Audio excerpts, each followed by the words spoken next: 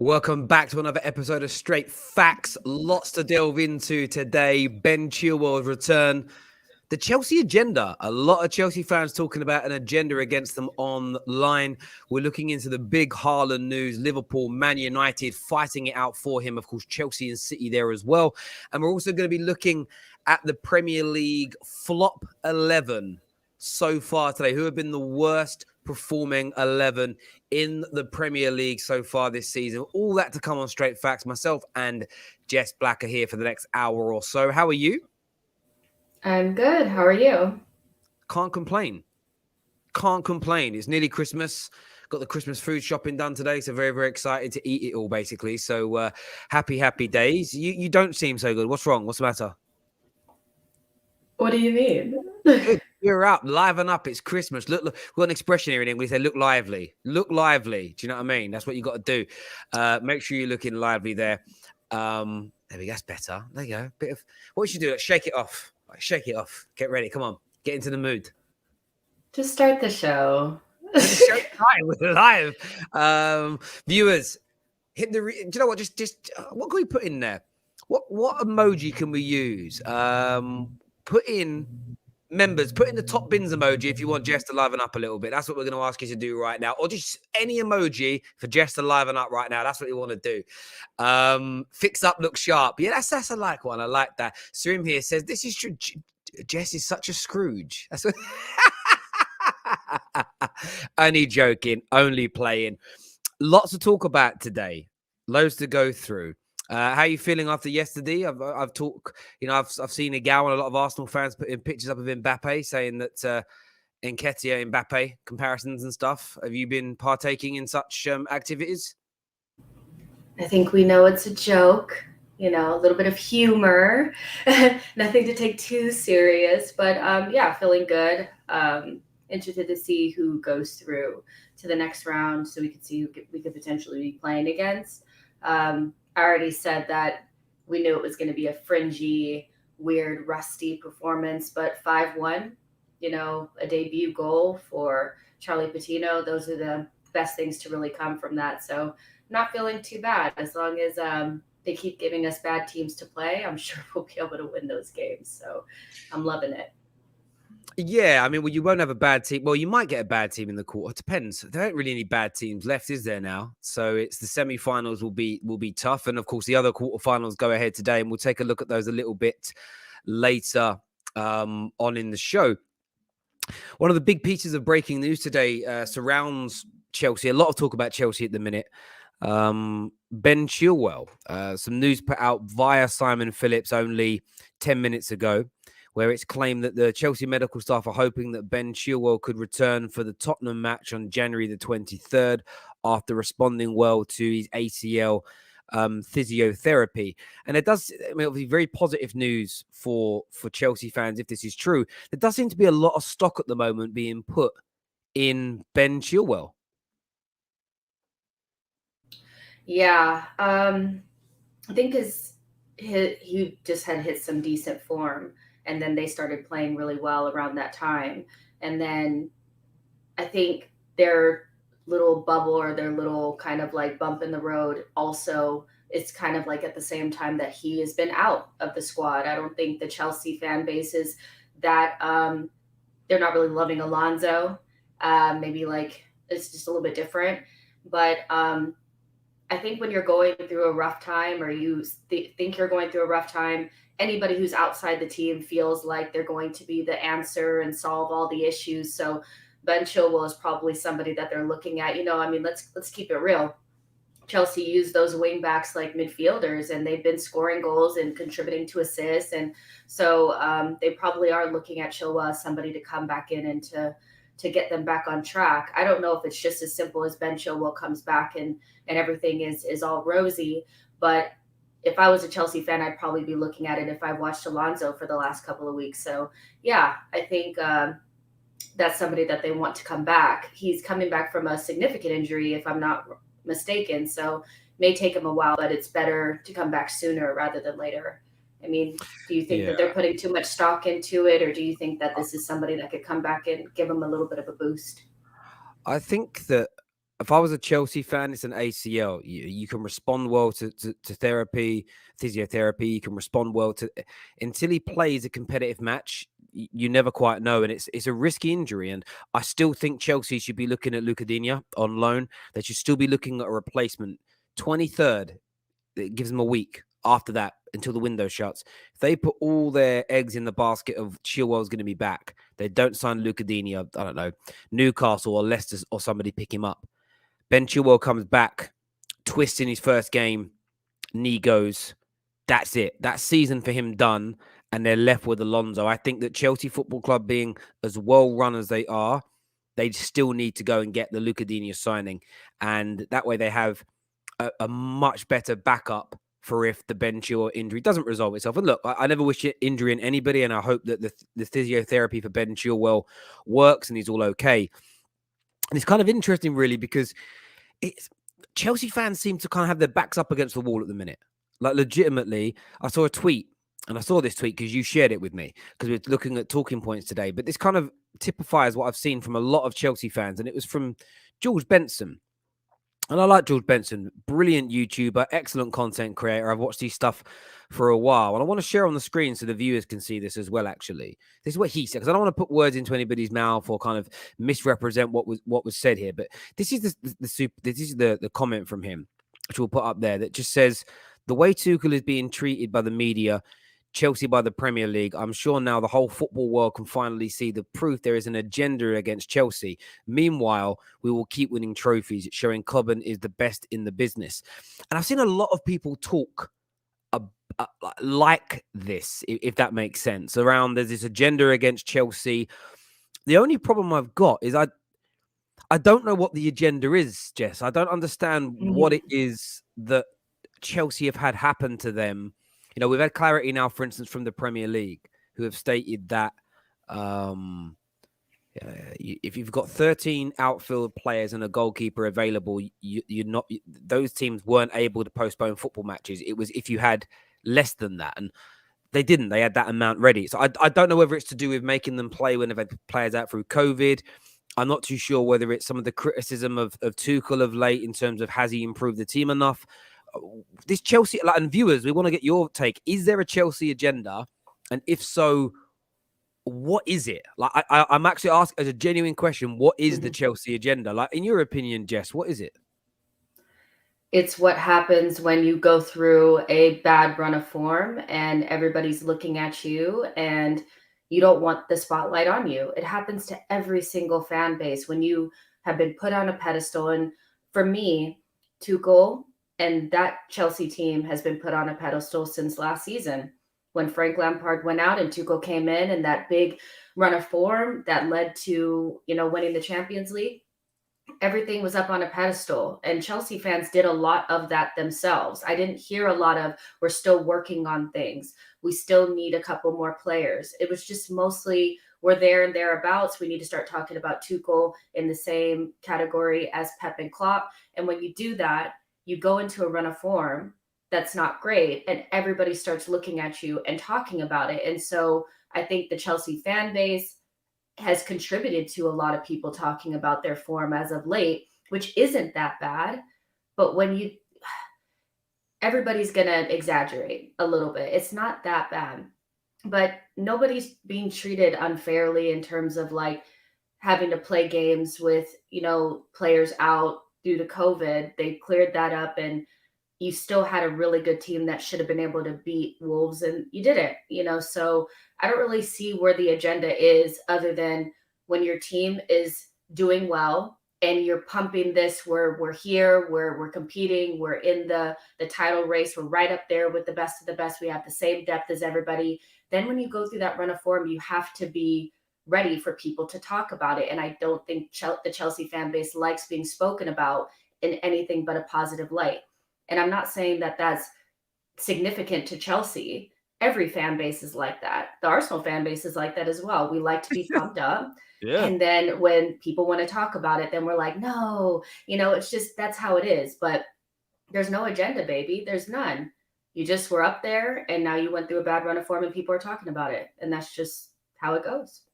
Yeah, there's a comment here from Richie that says the agenda started this week. The press have criticised Tuchel for not persuading the players to take a vaccine. Tuchel has openly stated that he will not force players. And I saw his interview on that. And okay, so some are saying it's related to him not being more authoritarian towards vaccinations, which I can kind of get and understand. Of course, I know some Chelsea fans have said in the comments already, I've read, it's to do with not being able to postpone games, etc. It's a plethora of things, isn't it? It's more than just one thing. The vaccine thing is weird because Pep has come out and said that like he won't force, it's a personal choice. Arteta has as well. And so I guess it's just maybe because Tuchel went so hard on our game should have been postponed and we're being treated unfairly.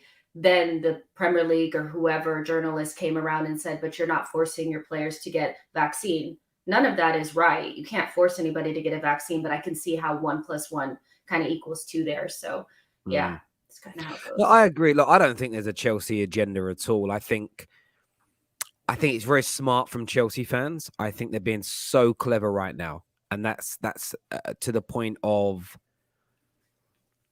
where they're being clever is there's create a siege mentality. It's us against the world. I think Chelsea's criticism is warranted. They've got one of the best squads in Europe, one of the most expensive squads ever assembled. They've got one of the best managers in the world. They've got excellent defenders, a brilliant goalkeeper, a world-class midfield, an excellent plethora of attacking options.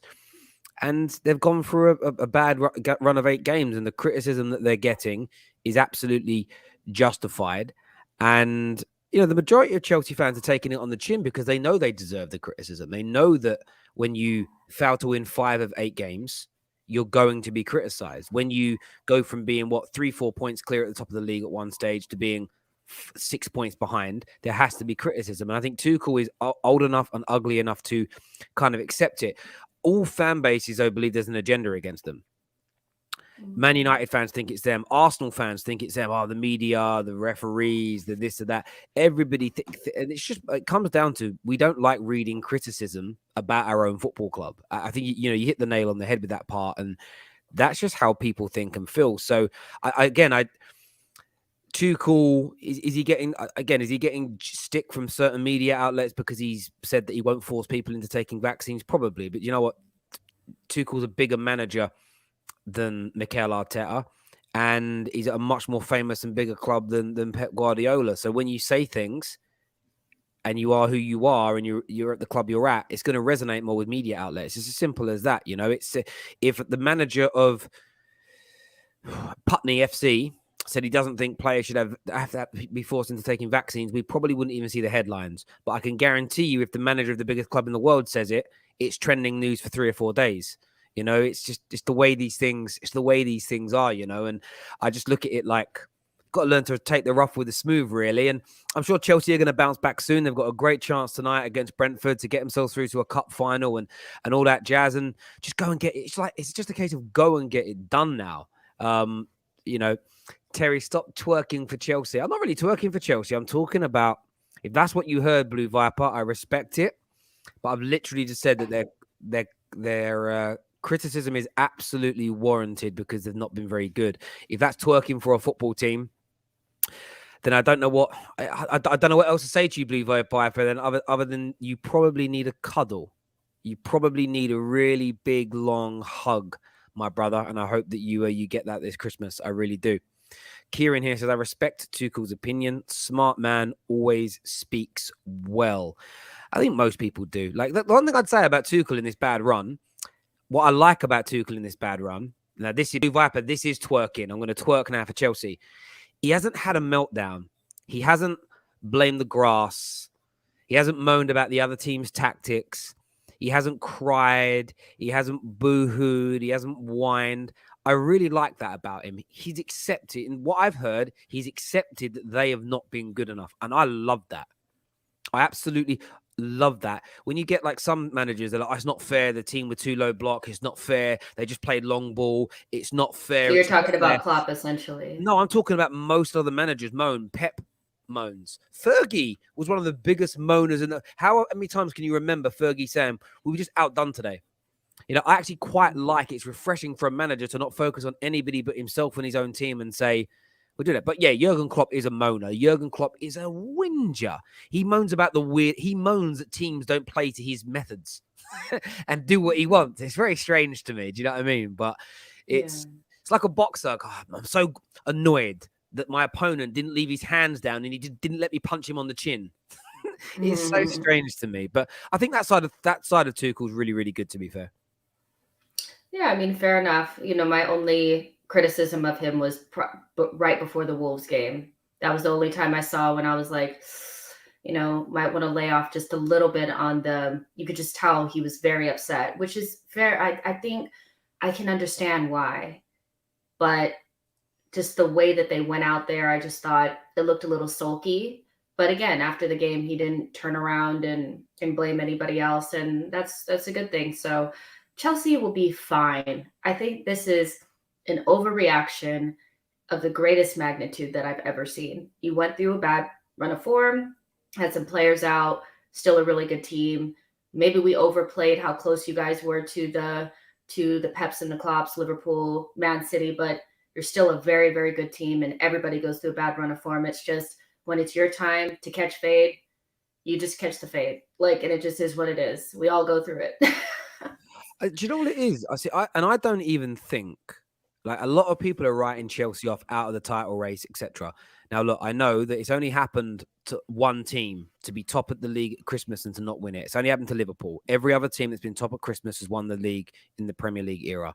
So based on that fact, theoretically, Liverpool are out of the title race. If we're going to use that as the reason that Chelsea can't win it, that means Liverpool won't win it either.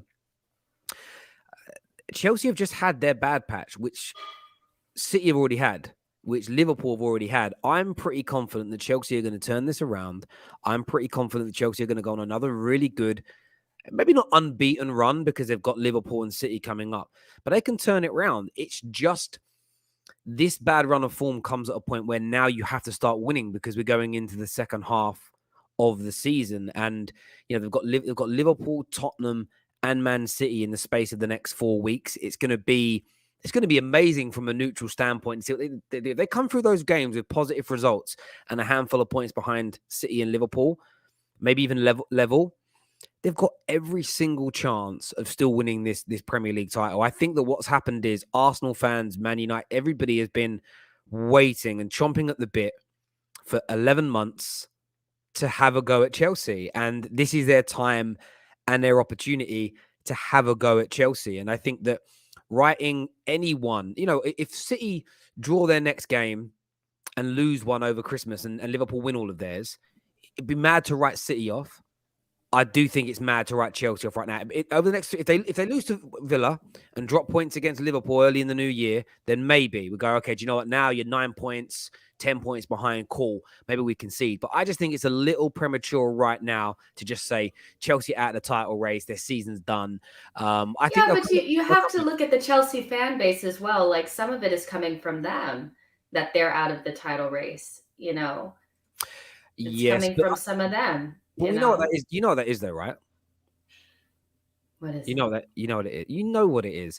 Every single fan base has this percentage of fans now that wants the underdog story. They don't want to be considered favorites. They want to be. They looked at as outsiders. That way, if you don't win, it's told you we weren't even meant to. And if you do win, it makes it an even bigger achievement. My view, simple. Nobody in the top six is an underdog. With the money we spend on players, the money we spend on salaries, the size of our football clubs, the power that we in the Premier League have, none of us are actually underdogs. You've got, within our own little world, you've got favourites and you've got, second, third, fourth, fifth favourites, whatever. But in the grand scheme of things, this ain't no Disney Plus story. This is no rags to riches. There is no, have you seen the film Invincible with Mark Wahlberg? When the bartender becomes a running back or whatever for the Philadelphia Eagles? That ain't what's going on here. Do you know what I mean?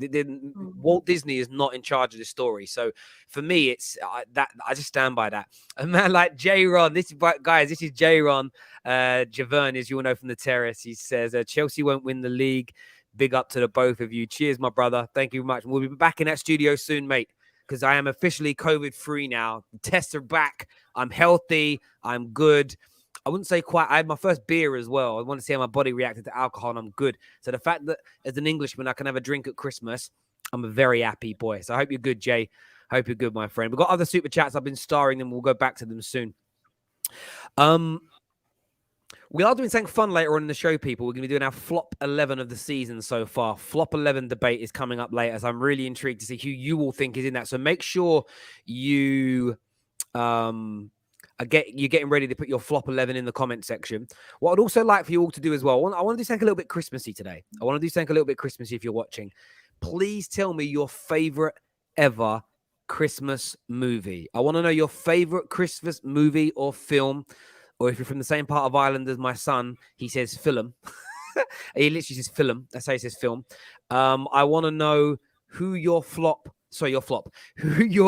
what your favorite ever Christmas movie is. And on that, Jess, what is your favorite ever Christmas film or movie? The Grinch. What? Really? You say, what, with Jim Carrey or the original one, the cartoon? The one with Jim Carrey. I absolutely love that. You're full of, I love it. No way, someone like you. Yours has got to be like a sloppy, romantic, like, oh my God, I really love the Grinch. No, I love it. I love the Who's. I love everything about it. I love the little dirty dog. I love everything about it. It's great. I can't wait to watch it. It's my favorite. Wow. Listen, it's a good film. Mine's so hard. Like, I love Die Hard. Die Hard's great. Great Christmas movie. Strangely, one of my favorites is Speed, because as a kid, that was just seemed to be on every single Christmas. Speed. I like that. Reminds me of Christmas in my family. But I have to say the greatest Christmas movie of all time is Home Alone. Yeah. Home Alone. It's just the greatest. It's crazy as well as a kid. I didn't realize one of the burglars was Joe Pesci. As my whole lifetime growing up as a kid, didn't realize it was Joe Pesci. Home Alone 1, and in fairness, Home Alone 2 is pretty good as well. But yeah, Home Alone is the ultimate Christmas movie for me. It's the best. I'm surprised that you picked an American film there. In fairness, most of the best films, best at Christmas. You've got in terms of British films at Christmas. Interestingly, some people say, does Harry Potter count? I don't look at Harry. I watch Harry Potter at Christmas, but I don't consider it a Christmas movie because I can watch it any time of the year. I only consider him a Christmas film if I watch him at Christmas. So I only watch Die Hard at Christmas. I only watch Speed at Christmas. That's like my house. Home Alone is definitely a Christmas movie. Harry Potter, I think it's an all-round year thing. Harry Potter's a better movie than all the others we've mentioned, but there we go. But yeah, why would I not? I think the only real top Christmas film that's English, Love Actually, is pretty good. Love Actually. Yeah.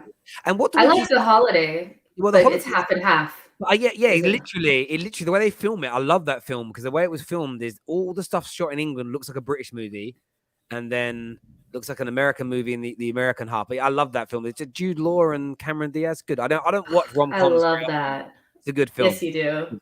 You know about it. Oh, who's in it again? Basically, she breaks up with her boyfriend and she wants to go on holiday. She stays in the Cotswolds in the cottage, and they swap houses, and she meets that little cottage is so cute. Like, yeah, the Cotswolds are a beautiful part of the UK, to be fair. Very, very beautiful part of the UK. So let us know yours, people. We'll keep coming back to them throughout the course of the show. I have starred a few. Oh, someone's put a banger in here. Oliver Twist. You're absolutely right. The film Oliver, the original Oliver with brilliant. Absolutely brilliant. If you guys have never seen it before, it's a Christmas film, but it's a Friday film. It's Friday after next. It's the Christmas Friday. Watch that. Okay. It's funny. Here we go. Christmas Friday. Friday the film is great. Like Friday's But have you seen Friday after next though, or no? No, I don't think I have. You have to. It's the Christmas one. Okay. It's the one with like Cat Williams in it. It's hilarious. I'll give it a butcher's. That means look, by the way. Butcher's hook, look. Just teaching you a bit of the old rhyming slang. Oh, okay. Yeah. There we go. Someone says Christmas films are the worst genre. No, man, they're really good. No, do you know what I do? Do you know what I do like as well? The National Lampoon's Christmas, whatever it's called, very, very good. I like some of the older Christmas things. But there we go. Right. Erling Haaland. This man his name keeps coming up and up and up and up all the time. Liverpool are now reportedly the joint favourites or one of the favourites to land him. Man United are doing their best to convince him. City are looking at him, and Chelsea probably still have a bit of an eye on him also. In terms of the Premier League teams, who needs Haaland the most, in your opinion? Who really, really needs him? Oh, that's so this is such a difficult question that I came up with, and I don't even have a great answer for it. Because you can make a case for every team, really. But I mean, we said that City need goals, but they're scoring like crazy now. So, like, do they actually need a striker? But the club felt like they needed a striker. That's why they put in a huge bid for Harry Kane. So, I would imagine if City felt like they needed a striker, then they do in some respect, even though they're scoring a lot of goals at the moment. Yeah. So I think he would be a good choice for them. When it comes to Liverpool, because I haven't seen them play with a traditional striker for a while, Jota is more of just like a forward and Firmino is more of a 10. It would be odd to see him there, but I feel like maybe they want to switch things up and he could be a good choice for them. And then you have United. They have tons of striking options, but why not get another one? Ronaldo will only be there for another year or so. Greenwood is still developing. So I could easily see Haaland being a really good choice for United, but I can't get over the fact that I feel like Chelsea might need him the most. And that may seem like, well, they just spent 100 million on Lukaku. Well, there's a reason why Haaland was their number one choice. I'm not sure if Lukaku is really giving them what they need at the moment. So I could see that being a real big option for them after they get rid of Timo Werner. So it's a tough one. I guess I could say out of everybody, I would say Man City and Chelsea, I feel like might need them the most because I still think Greenwood is somebody that Man United need to look to a little bit more. I don't necessarily feel like you need a Haaland if you have Ronaldo for another year and you have Greenwood, who in my mind is a generational talent. So I don't know why you block his path by bringing in Haaland, who's only 21 years old or something like that. So it's a tough one. I want to know what you think because you could make a case for every single team, but because easily they could change the way that they play to suit him a little bit more. But I would say Man City and Chelsea are the two teams that I'm looking at more than United and Liverpool at the moment. Look, I think very quickly on Man United. Manchester United we do have a lot of players that can play centrally. Cavani and Martial are gone or going. Those deals are, Cavani's pretty much at total agreement now with Barca. They're just not too sure when they're going to trigger it. It's probably going to be in the summer. And Martial's agreement with Sevilla is almost airtight now. So they're both going to go. Ronaldo's got one more year after this. So I think Man United need him massively. On Mason Greenwood is generational talent, but Haaland's a level above him as a goal scorer. I think that Greenwood is probably going to be better in the longer term, maybe slightly better touch and dribbling with the ball and beating a man and everything else. But Haaland as a goal scorer, as a finisher, I truly believe this, and we're not going to know for 15 years, so it's an easy claim because we want none of us. Will the terrace exist in 15 years? I don't know, but I think by the end of their careers, if they both stay fit and at a good level, Haaland's going to score 200 to 300 more goals in his career than Greenwood. I think he's going to be a 650 to 800 goal player in his career, Haaland, unless he gets major injuries that stop him. And I think Greenwood is going to score a colossal amount of goals, but Haaland's just going to be better in that area. So I think Man United have got the biggest need for him because we've got loads of players, but 3 of them are gone inside the next 18 months, and then we're left with Rashford and Greenwood. So I think we need to look at him. I think Liverpool equally. Liverpool have got Salah scoring their goals. If Salah dries up goal-wise for any reason, injury, maybe, look, he's probably 99.9% sure to sign a new deal, but say he's just not there for any reason. I don't want to tempt fate. Who's going to score Liverpool's goals? They literally have Mo Salah, and I know that Jota's on 10 goals as an example. Mane's got some goals this year. But if Salah isn't there, are those guys going to score enough goals to win you these big trophies and these titles you're fighting for? I don't think they can. I think I rate Mane. I think he's a very good footballer. Everyone knows I've got a soft spot for Jota. I think he's brilliant. But to score the goals to enable you to win, you need someone doing what Mo Salah's doing to a degree. So I think Liverpool have got a tremendous need for him. Liverpool need him probably in some respects, even in the short term, more than Manchester United. They really, really do. And look, Firmino's had his day at the club and they need to bring someone new in. And I also think what Liverpool really need is also a little bit of a change. So not the type of striker, but is always going to drift left and drift deep and do whatever else. Maybe going with someone that is an out-and-out goal scorer centrally gives a new dimension to that attack. And look, they've got two of the best crossers in European world football in their team, in Robertson and Trent. Do you know? I'm telling you, they between them, they will assist 15 goals a year for Haaland in the Premier League alone. With his ability in the air and his ability in that 6-yard area with those balls coming across, it's just food and drink for him. It's food and drink. Food and drink. I mean, if it ain't broke, don't fix it. I mean, I kind of feel like if what Liverpool is doing is working so well, why not just get better versions of what you already have and just improve the system in that way? Like, I hear that aspect of things as well, but when you go to like more like a Haaland-like striker, you do have to change things around a lot more. I think it would disrupt things maybe so like a little bit. So I guess that's why I didn't really look at. I think every single team could use him. Let's be real. Every team could use him. You know what I mean? If you pick the other two, I still think Chelsea need it. Chelsea, I want to ask about Chelsea though. Chelsea's such an interesting one for me because is Chelsea's biggest issue not having a goal scorer, or is it how they play? And the reason I say that is because they've got £100 million big 4-4, no safety Lukaku.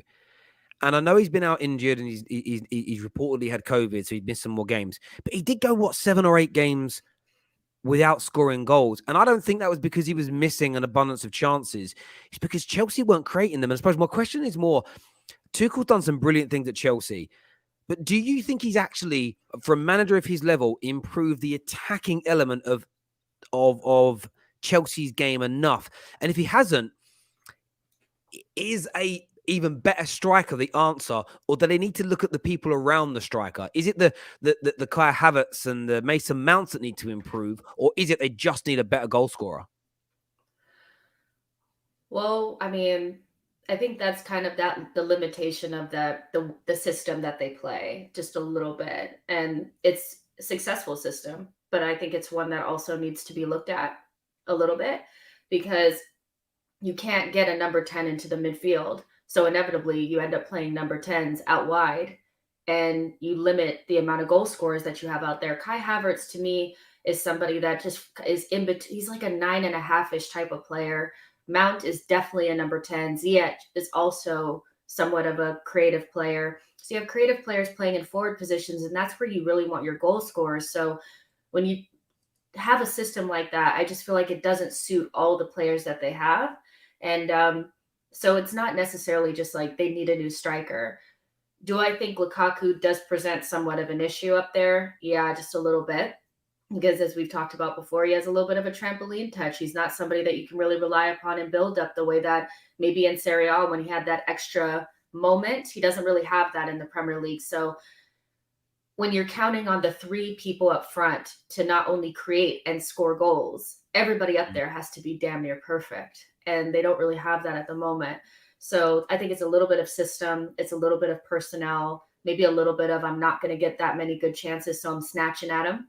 But I still think they need to look at the striker situation and maybe a little bit of the system. You know, maybe go to a 4-back. I can see Chelsea moving to a 4-back and getting an extra midfielder in midfield, dropping Mount back so you can get extra goal scorer up front. But they would have to change the system. And I know Tuchel likes what they're doing. You know, so it's a little bit of that. And that's why you want to get Chilwell back into the team. That's why Reece James is so important because those are your extra midfielders. But a wing back is not really a number 10 or an attacking midfielder. So those are things to think about, you know. But yeah, what do you think about Chelsea and, you know, the lack of change in attack? It seemed like they had kind of fixed some of those issues, but they're kind of reoccurring now halfway through the season. Do you think it's just missing some key players due to COVID, or it's something to kind of, it's a data point here that Chelsea is a team that struggles, you know, up top? Yeah, look, I sort of look at it this way. It's hard to criticize Tuchel. He's won the Champions League. They're straight back into a title race, in my opinion, in his first full season at the club.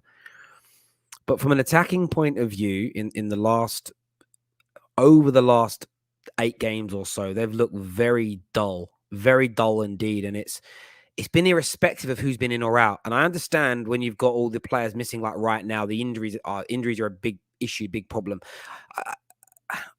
Before these injuries, they were still struggling to score. You had your team fit for large parts. You had that period where Lukaku first went out the team when everybody else was kind of fit. That was the best I've seen Chelsea look. They look the most fluid. They move the ball quicker. I feel like Lukaku could actually end up being a really bad signing for him. I feel like Lukaku just look, Serie A is a slower paced league, and I think it suits him. I think I see a lot of Man United's Lukaku in Chelsea's new Lukaku. I see someone that's a predatory finisher and will finish and score goals in any league he plays in. But it's sometimes that approach play. Sometimes the speed of play isn't quite there. The problem then behind that is then you've got a lot of players that are young, up and coming, and fairly inconsistent. Werner's inconsistent. Kai Havertz is young. Mason Mount's still young and developing and finding his feet at the highest level. What you need is someone of Lukaku's experience who galvanizes and takes that attacking element to that next level. And I just don't think Lukaku is that kind of player. I know people laugh at him and call him Tim's, and they look at his first touch and everything else, but there is an element of truth within all of that. He isn't like Lewandowski. He isn't like Harry Kane. He isn't like Haaland, who are very good technical footballers. He's a bit of a throwback, Lukaku. He's a finisher. He's a striker. He's a goal scorer. But there isn't much else to his game. And I think that Chelsea are between this rock and this hard place. They're between this rock and this hard place. And I actually think, looking back, David might have been absolutely spot on with Chelsea. And maybe they should have just waited to get Haaland this year rather than buying Lukaku. He clearly was second choice, in my opinion.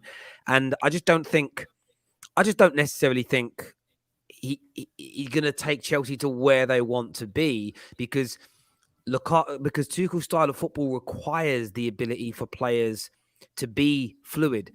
If the situation dictates and you're suddenly out wide left or you're deep for a moment, that you're comfortable. Lukaku isn't comfortable in those positions for me. He's too clunky. He's a little bit too old school. So I don't think it's about Tuchel so much having not improved Chelsea. He's done a brilliant job. But what he hasn't got working properly yet is what Klopp and Pep have had down for ages now. They're generally speaking, their attack is potent all the time. That's kind of the final area. And interestingly, since they've lost a little bit of drive in front of goal, teams are having a little bit more of a go at Chelsea because they're less worried about being caught up the other end, which is why I think they've started to concede more. They haven't suddenly become bad defensively all of a sudden. It's because teams were a little bit more confident in their games. So, look, do I think Haaland would improve them? I do. I think someone like Haaland gives them just something extra that Lukaku can't. I think he holds the ball up better. I think he brings others into play more. So I wouldn't be surprised if Chelsea joined everybody else. Listen, he's 63 million pounds, according to the big credible sources. He's 63 million quid. It's not even as if he's expensive for a player of his quality. He's actually cheap. 63 million. It's, do you know what I mean? Like Tyrone. That's nothing to Chelsea. And again, there's a reason why that was their number one choice, and they were going hard last summer to try to get him. That's the player that they really wanted. And Lukaku for 100. I mean, I thought that he was going to be a lot better than what he is. But now looking at it and seeing that there's 3 players up top and they all need to be highly productive, but also reliable with their build-up play, he doesn't really fit that. Werner doesn't really fit that. And you can't waste that central forward's position if you don't have an additional midfielder. So it'll be interesting to see what they do. I would be shocked if they didn't try to go back in for him. And I would love to see a 4-horse Premier League race for Haaland. I still think everybody will lose out to him, and he'll end up lose out and he'll end up going to Real Madrid. That's kind of what I think. but Yeah, I hear everybody you on. needs him. No, I agree. I think there is an argument for everybody because he's going to be one of the greatest strikers to ever play football in Europe. So there is, and that isn't because he's just a good scorer. He's a very, very good football player, and they're rare. Like you think about it over the years, they are rare. You know, if you think of the last 20 years, who's been a prolific goal scorer and a brilliant football player? You've had like Suarez, you've had Rooney, you've had Aguero, Lewandowski. Van Persie. Van Persie was very good at it. But what you're talking about with Haaland's goal scoring ratio at a young age surpasses every single one of those players by such a level. And that's where I think Haaland could end up being beyond all those players. Is I think he'll outscore most of them in his career, and I think he's as good as a footballer as a lot of those guys.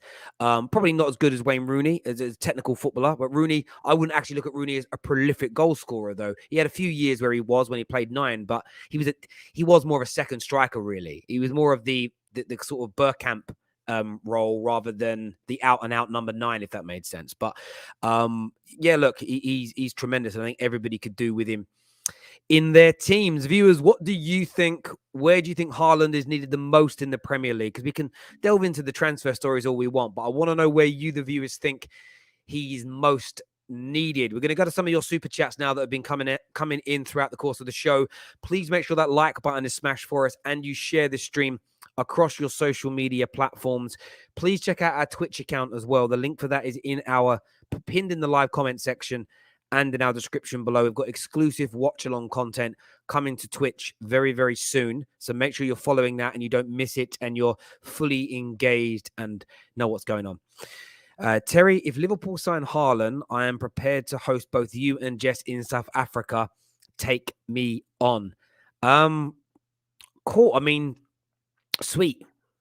Where though, bro? Because it's got to be a nice house. Like, if I'm going to another country and being put up by someone, it's got to be like dapper. Like I want it to look like I'm a millionaire, bro. I'm talking like bling everywhere. I want it to look good.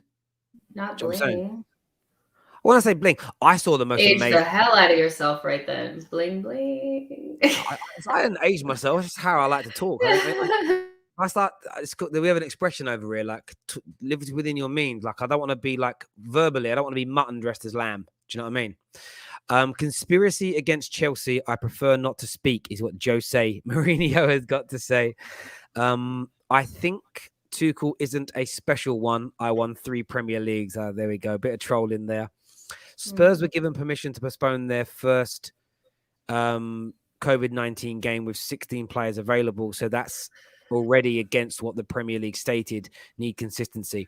I think the issue there, my friend, is what I read about that and Man United's, is that they were following the Premier League's protocol and the training grounds had to be shut. Therefore, they couldn't train. Different scenario. But I appreciate that. 47% of the fan base are Chelsea fans. Is that because 47%? It's 45% have said there's an agenda. We have a super chat here. It says Chelsea fans are like spoilt rich kids, is what Love Liverpool has got to say. Disney Plus stories equal I get a call from Roman, The Last Dance. Okay. From December the 1st, me and my boy watch only Xmas movies. The best one is Home Alone 100%. Maria Williams, you've got class. I like that, Maria Williams. Polar Express, legit underrated. I haven't seen Polar Express. That's strange because I'm a big Tom Hanks fan, one of my favorite actors. Nick Blue said Oliver Twist. Listen, I'm a big EastEnders at Christmas is the bomb. I love EastEnders. Not a movie, but it's a great show. Mary Poppins is what Star-Lord says. I love Mary Poppins. Chim chimney, chim chimney, chim chim chiroo. I love that. It's such a great. What's the other one? Supercalifragilistic, expialidocious. It's great. Do you know the words? It's great. I know Even them. though It's the okay sound though. of it is something quite atrocious, if you say it loud enough, you'll always. I know the words. It's very. I can't believe I remember the words when I was a kid. I'm not going to sing anymore though, people, because I will hurt your ears. Love Actually is a British classic. It is a British classic.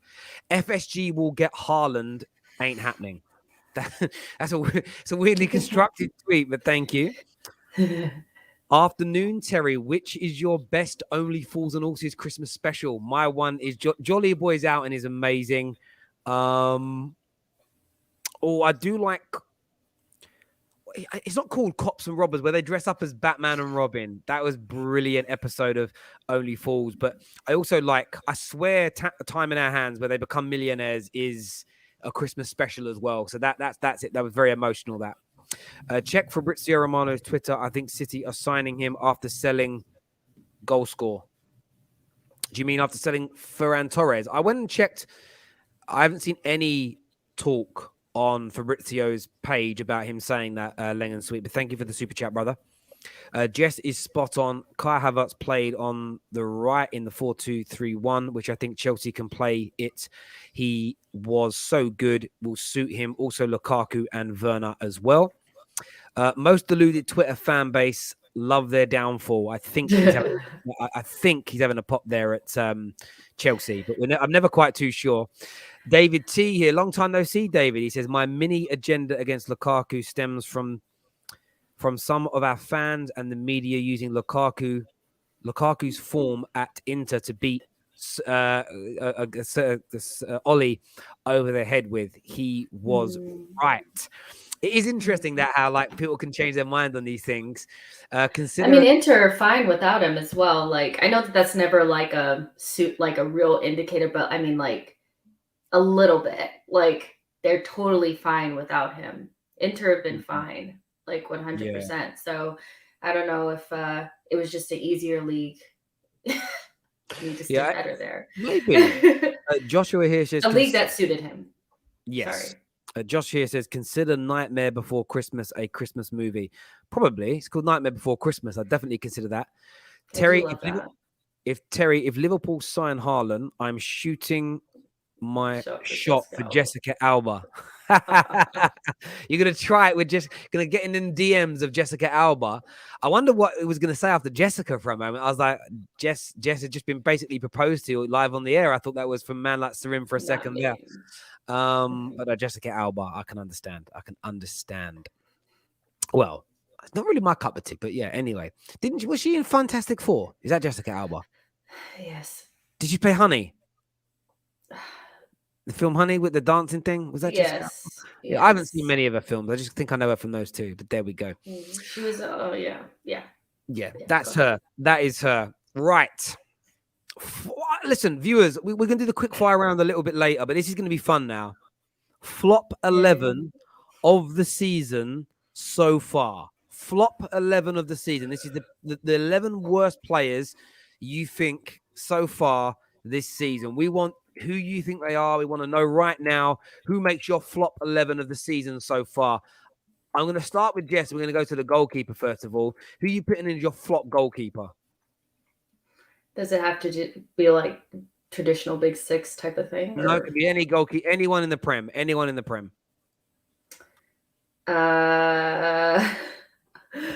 don't know. No goalkeepers have really been that bad. I mean, you could almost make a case for Alisson. Kind of.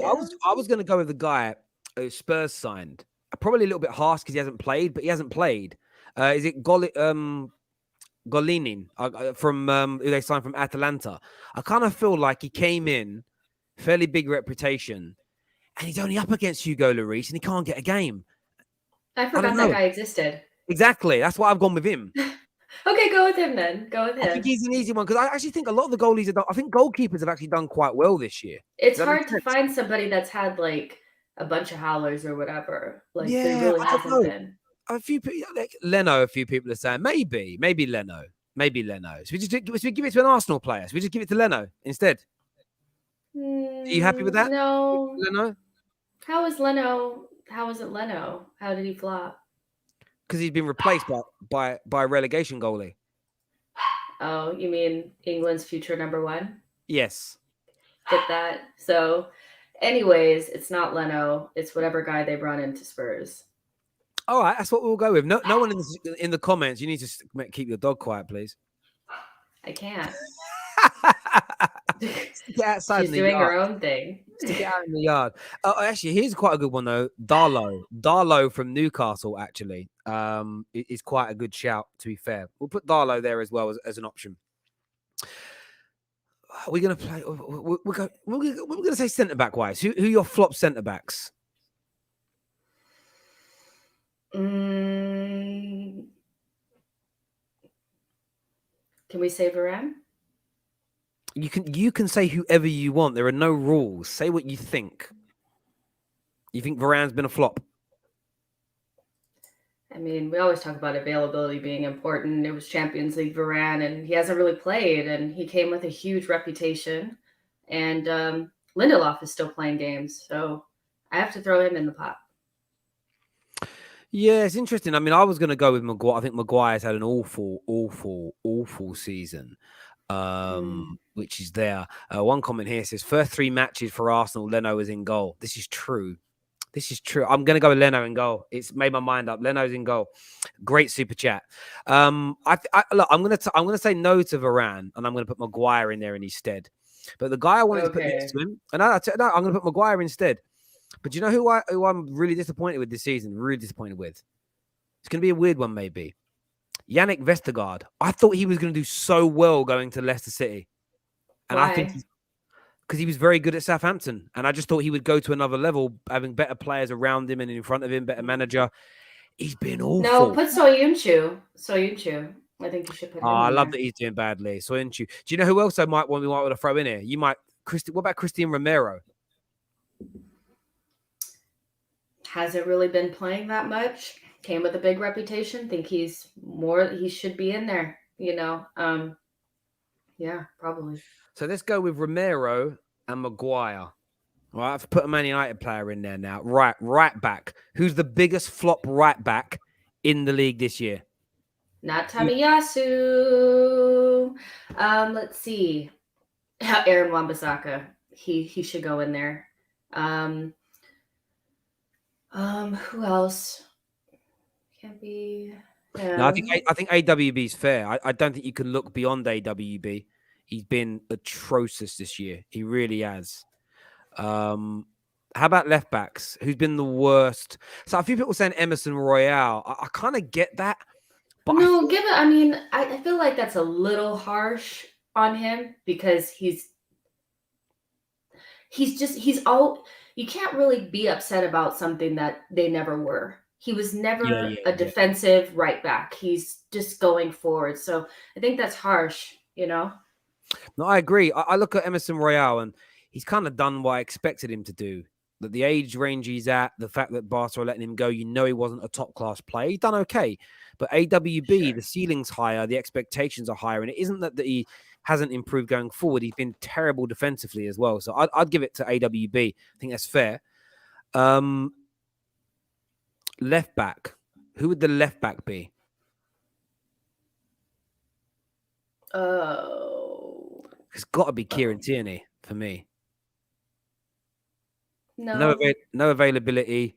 Been kept at the team by Tavares. 100% Kieran Tierney. he's straight back into the team though, And he's played well in the last couple of games. Awful. He doesn't look awful. Failed the eye test. You're trying to stick Arsenal players in there for no Listen, reason. no, I'm just joking. Wind you up. Tierney's been cool. There's a few in my mind. You've got Junior. Is it Firpo at Leeds? I think he's been shocking. In a handful of games that I've seen him play. Alonso at Chelsea has been dog breath. Oh, proper dog breath, What about Luke Shaw? No, I don't think he's been as bad as the two we're mentioning him. And when I'm not putting 3 Man United players in it, I'm just not. I know. No. Yeah, you could probably give it to Alonso Firpo, he is pretty bad, but I could have told you that before he put the kit on. Never thought he was going to be any good. Just because you're at Barcelona doesn't mean you're any good. Let's keep it 100. So you okay with going with Alonso maybe? Yeah, I think Alonso's a pretty fair shout. Chelsea fans will love it to be Alonso just so they can have a go at him. Someone saying Terry's biased. Yeah, I personally put 2 Man United players in there, but I'm very biased. Well done, son. Jesus Christ. I said to you the other day about how it's always about what you don't say rather than what you do say. I could put 10 Man United players in and then put one player for another club and people would still say I'm biased. Crazy. What do you think makes people so crazy like that? What do you think it is? Why do you think they're like that with me? Why do you think I'm treated so bad? Because you're Terry. Cool. Right, midfield. We're doing 4-3-3. Who's the first midfielder that's in this? Willock. Yeah, he was my first choice. Do you know what I love about Joe Willock? 8 goals in 14 games last season, £25 million price tag, and he ain't scored a goal. And I said at the start of the season to every Newcastle fan who bothered ask me, don't do it, don't do it, don't do it, don't do it. I'm so glad. Firstly, I'm glad Newcastle are going down because this ain't like a personal jibe. I've got no real issue with Newcastle. It's more I am scared of their money. And the longer they're out the Premier League, the longer it's going to take them to catch everybody. So that's literally like I'm playing 4D chess here. But I'm so glad Willock flopped. What idiot thought he was worth £25 million, Jess?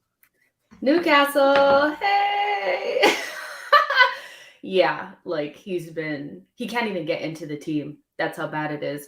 I have the other two ready to go if you're ready. Let's just go through it one by one. Let's just savor this like a good meal. Relax. Right. Who's next? I'm going to do my one. My next one then.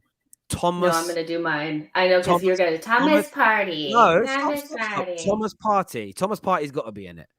He's a self-proclaimed 4 out of 10 player. Even when you lot have looked good in the in games this season, he still looked bad.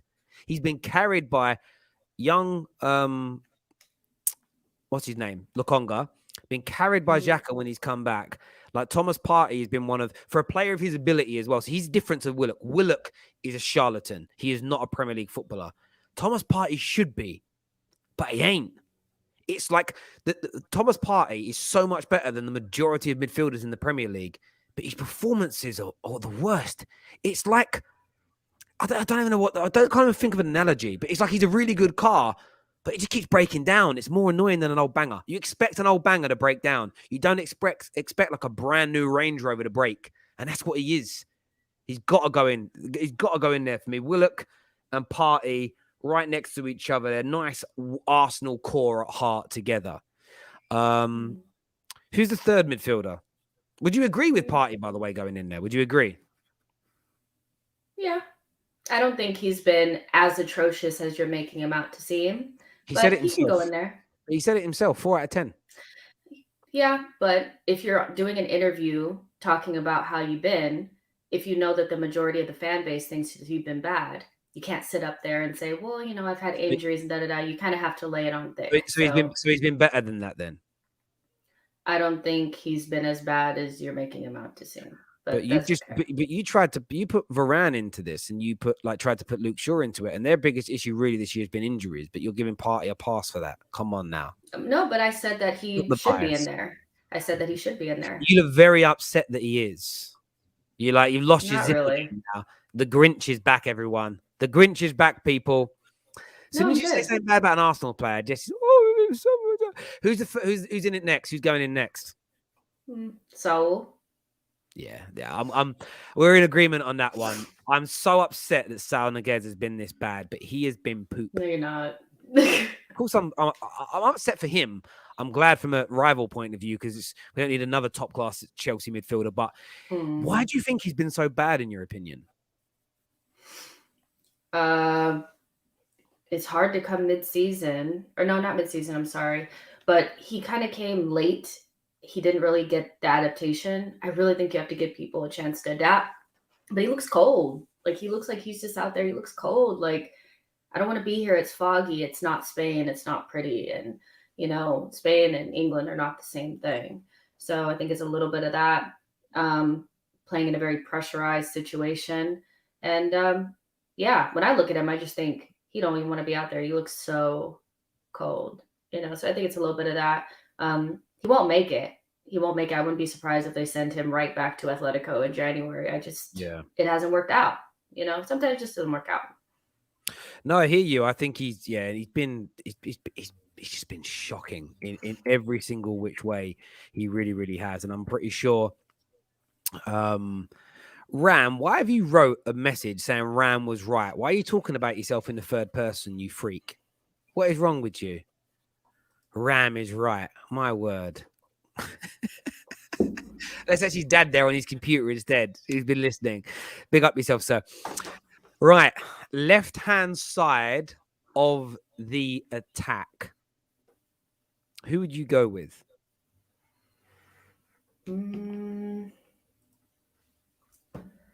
Left side of the attack. Could you put, I mean, you can't really put Timo Werner there because he hasn't really played. I want to just put him in there because he's just still bad. He hasn't gotten any better.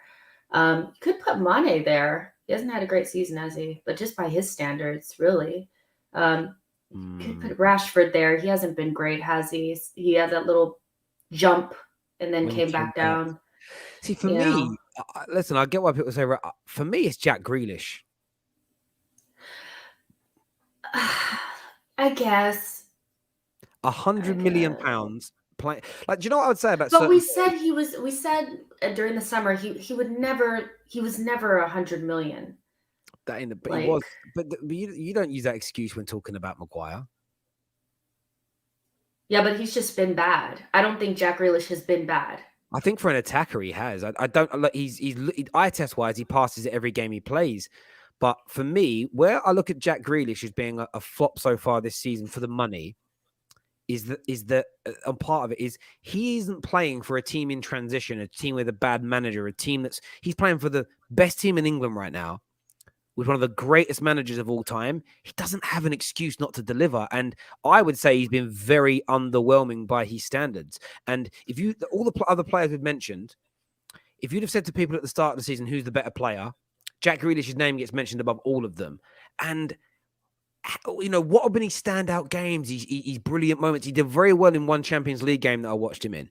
But I just feel like he's been very, very underwhelming indeed for a player who cost £100 million and is in Pep Guardiola's team. Can you imagine Saka or Smith Rowe playing for Pep in this system? How much more they would have been able to deliver? Can you imagine how many more goals Rashford would score for a Pep? How many more goals? I don't think it's that simple. I have to disagree just ever so slightly because, he did an interview not too long ago and said that, like most wingers that come into that system, they struggle. That he was kind of like, it was all about him at Villa. Did we not think that he would have an issue adapting to a system that's more team-centric? I feel like it's just more that than anything. If we're going by what people like, I get what you're trying. I get what you're trying to say, but if you didn't, I anticipated him to go down a level because that's the exact same thing Mahrez did when he went to Man City, and then he went up once he got used to the system. So I guess I didn't have that expectation. Right. Do you know what I would say though? Is again, I understand your point. He's adapting to a new system and whatever, but you could have kind of applied that logic to so many of the other players that we've mentioned today. Because even when you're at the same club that you've been at the previous year, you can try Man United tried a new system when Ronaldo came in. We tried playing a different way, and then the players have got to adapt to that. So we're going to, if you give everybody the excuse if they're adapting to a new system or a new manager or a new signings come in, so the formation has changed, then no one becomes a flop. And that, as a fan, I suppose that's why I don't look at it from that point of view. I just think he has been underwhelming for the money that he cost. But I think we've missed the standout player because he tends to not play down the middle for Arsenal a lot. I think Aubameyang should go in it actually. On the left?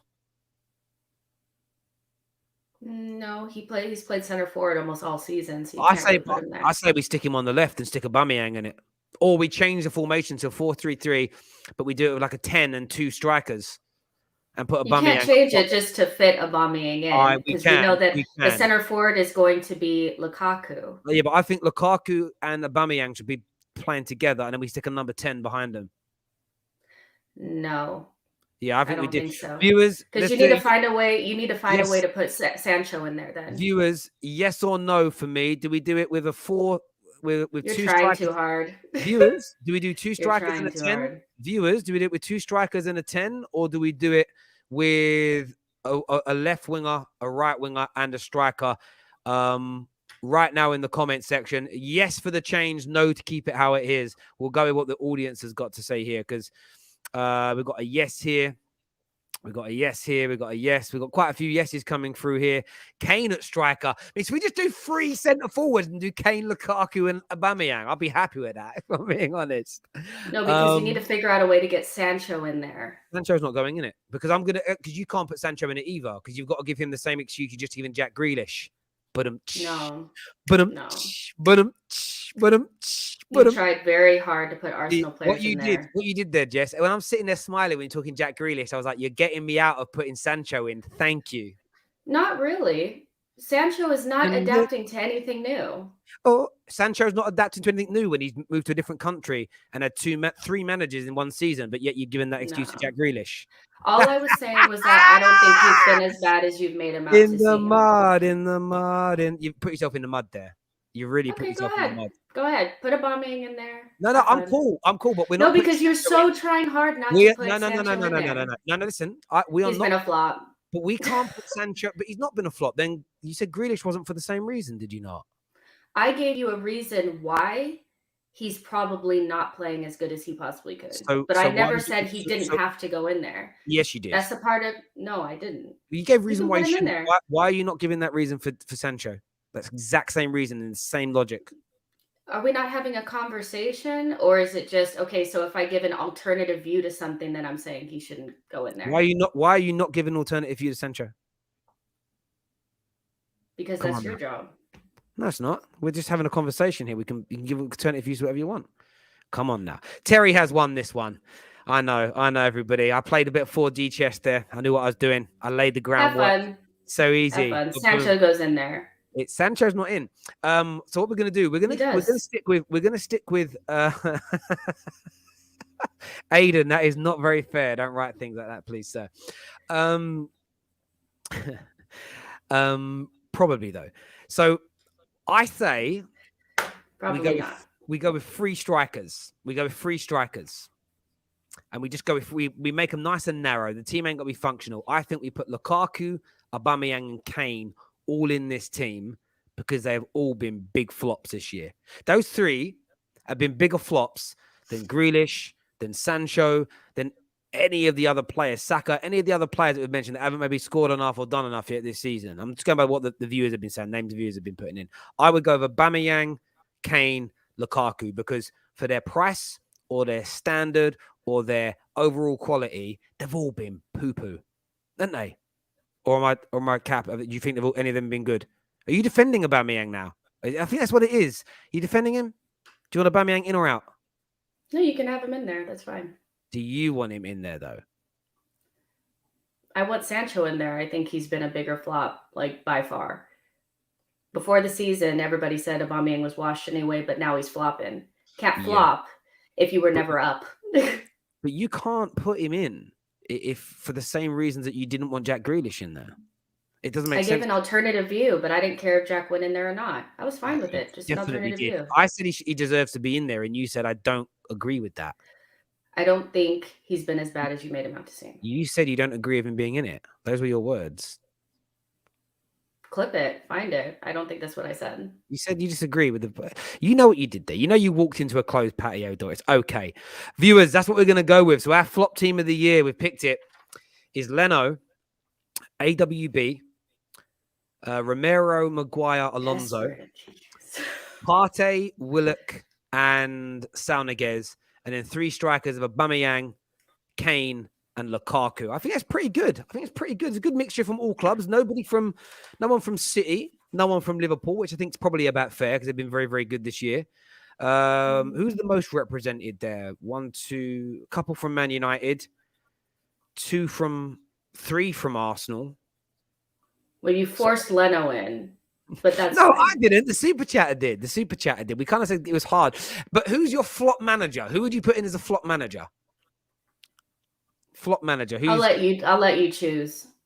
You know who I'm going to pick. I could pick someone who's been sacked, but that's just easy. I'm going to pick someone who's still here. Go. The box sitter, Bielsa. I'm sorry. I know your friend Harry is going to come for me for that, and you're going to be like, "Oh yeah, go get him, Harry." But no, I think Bielsa's been awful this year. Been awful. Like as active managers, if we're going to include managers that have been sacked, you've got to go with Ole Gunnar Solskjaer. Have to. Have to. Not with the squad he had to not deliver is crazy for me. So I would go with active managers currently in their jobs, Bielsa. Everybody that started the season, I'd go with Ollie. How about you? Yeah, that sounds about right. Let's go with that. Are you still in the mood? What's wrong? No, there's nobody else to really put in there, is there? What's wrong So with you? I agree. Can you cheer up, please? I'm fine. You keep going like, "Are you No, fine? I'm you fine." okay? Are you okay? He's still gonna Grealish has been antagonize me on he's still antagonizing me. It's so Grealish has been annoying. okay. Sancho flopped terribly so far. I don't understand why anyone would suggest otherwise. Do you know what I Because think? it's agenda. No, I had to get a bombing in there. guys, listen, So I listen. changed the system to do so. Yeah, no, I can change the system and the formation. Like I would say this. I would say that Sancho has definitely been worse than Grealish this season. 100%. That wasn't my argument. My argument was if you give the reasons for Grealish not to be in there, it's because he's getting used to a new system, new manager, new way of playing. You just has to give that same argument for Sancho. You can't give it to one and not the other, as far as that's all my argument was. And I've already put enough Man United players in there. I'm not putting any more in. I'm being there is an agenda, and I'm only putting a handful of my own in there. Like simple as that for me. Okay, so at least Nuno, we're clear. but yeah, I put it up there right. I think there's been worse players. I think Harry Kane, Lukaku, and Aubameyang's standard, age, experience means their underperforming is a much bigger flop than Sancho's this year. Fact, I believe that with all my heart. 100%. Okay. 100%. Old timer says dictatorship. If you want to call it that, then call it that, bro. A bit of authoritarianism. That's all it is. Just put my foot down with a firm hand. Yeah, we pick a formation, and then when I'm not getting the results I want, I switch it up. No, just playing a variation. I didn't even get to that part of the team yet. I just changed my mind when I realized it needs to be a Aubameyang in there. But you can't have a Aubameyang in there and not Kane. You can't have a Aubameyang in there and not Lukaku for me. So it was all based on making sure you got a bombing in there. No, okay. Aubameyang weren't in my mind. It was the comments that made me think of Aubameyang, to be fair. Lukaku has been injured. Again, so you all agree that Luke Shaw and like Varane shouldn't be in there then. I don't know if that's a good enough excuse to be, if I'm being fair there, Addy. Why Pepe is not in the 11th? Not the 11th. Arsenal's most expensive signing being benched by a guy who doesn't even want to sign a new contract is embarrassing, is what Joshua's got to say. Do you know what? I think leave Pepe out of it. Like Pepe's. I mean, he flopped last year. He can't be a flop 2 years. You can't just continuously, Pepe, let's just put him in there. It's not going to be an 11 full of Arsenal players, you guys. Like, yeah, you're not a flop. You're not a flop if you're already looked at as a flop because you're not flopping the second year. It's like Maguire. I don't think he was as bad as people have made out until this season. That's why I've put him in. If he's been a flop the whole time he's been at Man United, I wouldn't have put him in the team this year. You can't be crap and a flop. Those two things can't exist at the same time. You flop when you're meant to be good. So remember, when you are saying someone's a flop, you are also praising them in the same very breath. Again, I think anyway. I love Jack Grealish. That's why I'm talking about him being underperformer. Kane has been the worst centre forward all season. Definitely in the Premier League. I mean, he's done well in other competitions, but yeah, he's been dog until I was about to say the Liverpool game was so weird because he still didn't do very well, did he? Like he scored that goal and then he missed some of the most easiest chances you've ever seen in your life. He really is. Comment here says, in my personal opinion, flop 11 should be Leno, AWB Maguire, Sancho Shaw, Partey Sol, Sancho Aubameyang, Lukaku, and Kane is what's been said there. Ronaldinho Goat says, Terry, I love how some Liverpool fans come at you for Man United bias, when in reality, I've never seen you a more unbiased Man United fan. Respect from a Liverpool supporter. I am very unbiased. I'm very unbiased. And I think that's one of the things that really triggers a lot of people about me, actually, in a heart of hearts. So they go the other way, act like I'm really biased, which is strange to me. But there we go. I'm like stuck on my own hair. Jesus. You okay? Yeah, what happened? You got stuck in your hair? Yeah, my finger got stuck. How does that happen? It just happened. Anyways. Comment here says, Terry, you say you are not having any more than 2 players. I said I wasn't going to suggest more, but there we go. I'm only joking. We could have put more in there. Like it's really not that deep. Bruno has been a flop. So has Sancho. I wouldn't say Bruno has been a flop. Most creative player in the Premier League in terms of chances and big chances created. Most creative player in the Champions League so far this year. He's still one of the highest goal scoring midfielders in the Premier League without pens this year. So I wouldn't say he's been a flop compared to the other midfielders, compared to Willock and Partey and Saul Niguez. I don't think you can put Bruno Fernandes as a flop in comparison to those guys. But he hasn't been at his very best. I would say that's very, very true. But there we go. A lot of people said he's flopped since Ronaldo arrived. Maybe, but we'll see what happens. We'll see what happens in the post Ollie era and kind of go from there. Big games tonight. Where's your head at with something? I know we kind of previewed these games Monday on the BV show. Where's your head at with the Carabao Cup games tonight? Who do you think is gonna deliver? Who's gonna do it? Who's gonna go through?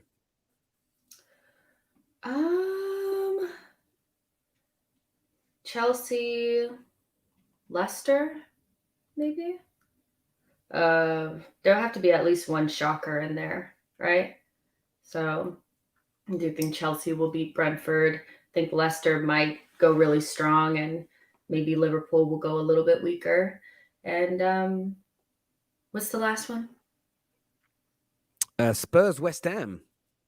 I think that one would be really close, but I'm hoping for West Ham to go through. What about you? Liverpool's lineup is going to be important. So, like Liverpool, of course, on paper will be the favourites, but it depends who they put out. If they put out like a very weak side, Leicester have got a great chance of getting themselves through. If Liverpool are 80% full strength, no way. Liverpool go through 100%. Chelsea's game's also interesting because they've got a lot of players out. I think something like about 6 of their academy players have been called up into that team. So again, it depends. Brentford might look at this and say, we actually want to keep all our players fit. We want to stay in the Premier League, and they might rotate as well, which sometimes happens. But I'm going to go with Spurs win, Chelsea win, Liverpool win. I'm going to go with all of the biggest 3 to go through, and then it's going to give us an amazing semi-finals. And I think it'll be Chelsea, Liverpool in one semi-final, and it will be Arsenal, Tottenham in the other semi-final. So I think that's what we'll end up with. I think West Ham have got quite a lot of injuries as well. Their season seems to be unraveling a little bit. So, yeah, I'm going to go with Spurs to go through personally. Okay. A comment here from Rapstar says, Jess, you really don't like Liverpool, huh? I'd like to know why. You think he doesn't like? I don't have anything against Liverpool. I don't. I just say things, and then you guys don't hear any of the good things that I say, and just only take the things that I say that are critical. Leicester is a better side than Brentford. I don't think if Brentford put out their strongest side and Chelsea have injuries that they'll go through. I think if Leicester put out their strongest side and Liverpool put out something similar to what they had against Spurs, Leicester could hurt them. That's all. I don't have an agenda against Liverpool, you guys. I just said one critical thing, and now it's you hate us. I don't hate you guys. I promise. I have no reason to. Yeah, look, I Rapstar, like, you're a regular viewer of the Terrace and Super Chat. I don't think Jess does. It's just like I say, if you play your strongest team tonight, you win. But you will also know that would any Liverpool fan be shocked if a couple of debutants or players with 1 or 2 games started tonight? Would you be shocked if, your fringe players are starting the game and Leicester put out a full strength team? And if you play your second string against Leicester's strongest, it's a massive equalizer. So I don't think it's that the hardest thing to gauge tonight is who is putting who out, I think. A comment here that he comes back and says, fair enough, unconscious, you definitely do. But there we go. They're saying your first pick for flop of the season was Alisson, so you definitely have an agenda.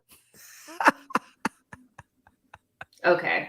I don't think you do personally. I'm just laughing. No, I know I don't. Like, that's what the thing is. Like, I don't have a reason not to like Liverpool. I've said many times I'd prefer Man City or Liverpool to win the league because there's no connection there. Like, I don't get it, but again, fine.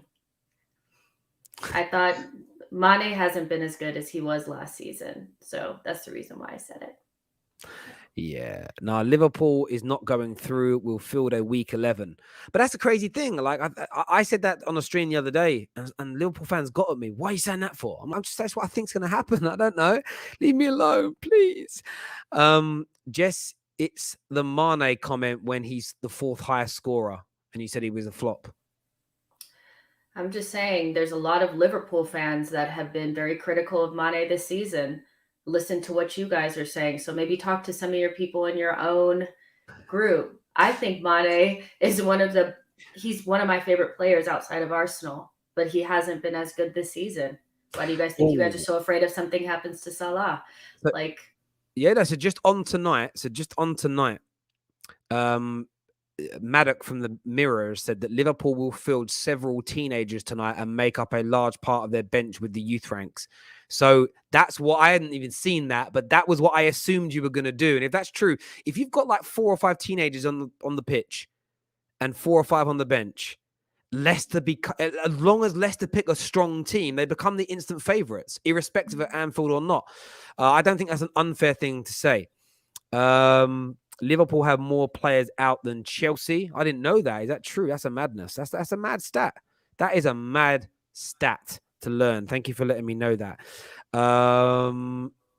Just ignore them. They get so wound up so quickly if you even mention one of their players, is what Prime's got to say. That's not our Prime. That's the Terraces. That's a different Prime, but cool, just so we all know. Someone here just says lies. I don't know what that means. What are you referring to as a lie, my friend? I do love sometimes reading these comments. I always wonder what the people listening to the podcast think when they're just, what do you mean lies? What's a lie? What's a lie? Oh, what the comment said. I don't know. Sometimes people write stuff and I'm like, I don't know what they're referring to. Jess, the female version of Mikel Arteta, good looking, but talking in riddles and waffle a lot. Respect, though. Come on, bro. Listen, show some respect. Like, Jess, on a real level, Jess knows her football. She does have opinions that are going to trigger some people that you don't all agree with. But imagine Jess and every opinion she came out with you agreed with. How boring would that be? I tend to not watch people I agree with. What's the point? Because I know what they're going to say. Like, always, it's always good to have a bit of shade. Do you know what I mean? But thank you very much for that super chat, my bro. And he's a good guy, Bash. He's a respectful guy. So I know no disrespect was meant by that. But Jess does know her football, and I disagree with Jess. No, I'll disagree with Jess on a lot of stuff. If that wasn't meant to be disrespectful, I don't know. No, he was being sarcastic and he's joking. He's joking in that. But no, I can tell he's joking in that because he's a regular. What I'm saying is that, but Jess knows her football. I wouldn't have Jess on a regular if she didn't know her football. But there we go. Rapstar says, so you think Mane's been better last season than this season? That's bad even from you, Jess. I will never say anything again about Liverpool. That's it. You guys are the best team in the world. Never walk alone. All your players are world class. I'm done. Never say anything. Okay, Original Base Andy's getting a question in for us in a second as well. He just asked me for some time to do it. For an American, I have to praise Jess. At least she isn't like a gal. I don't know what that means, but there's some praise in there for you. No, Jess is one of the best on the terrace, 100%. Seriously, how can Mane and Allison be flops? Look, Jess has already given you her opinion on that, my bro. Already done that.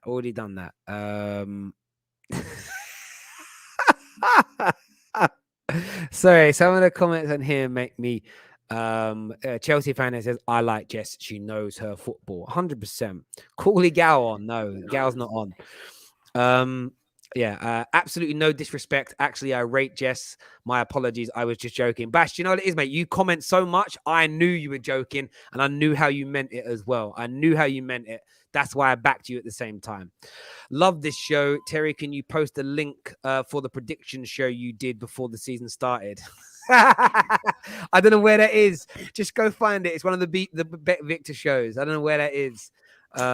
Nothing was said in those. Nothing bad was said. By the way, Gal isn't American either, he's Canadian.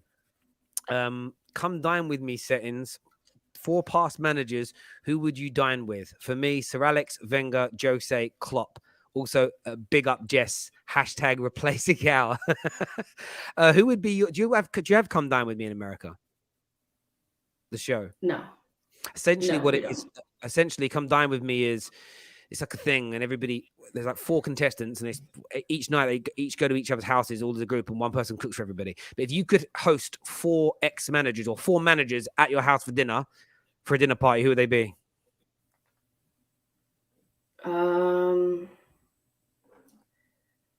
I'd probably just replace Mourinho with Pep, and that's probably a perfect list there. See, I'd have Fergie there. I'd have Sir Matt Busby there. I would have Bill Shankly there. And I would throw a little bit of Wenger in there because then the other 3 could kind of actually no, I'd take out Shankly and put in Bob Paisley, and then the other 3 could sit there and laugh at Wenger for not having a Champions League trophy. So yeah, it'd be good fun. In fairness, that group could also do that as well, on the screen right there.